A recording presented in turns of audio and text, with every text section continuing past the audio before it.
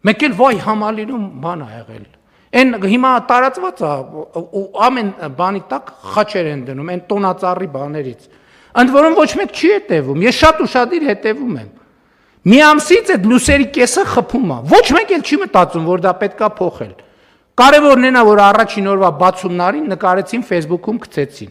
Արդեն երեկոյան ժամերին խաչ չի, սենց կիս այդ բան, ոչ մեկ չի մտածում, որ այդ պետքա փոխել։ Ու սա վերաբերմունքը հասկանում եք, խաչի նկատմամբ էլ այս վերաբերմունքը,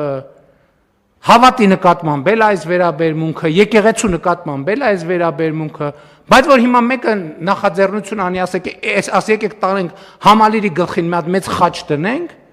շատ մեծ բան կառաջանա, շատ մեծ ակտիվություն կա, ինչպիսի նվիրական առաջարկություն, իսկապես եկեք տանենք խաչ տնենք համալիրի գլխին։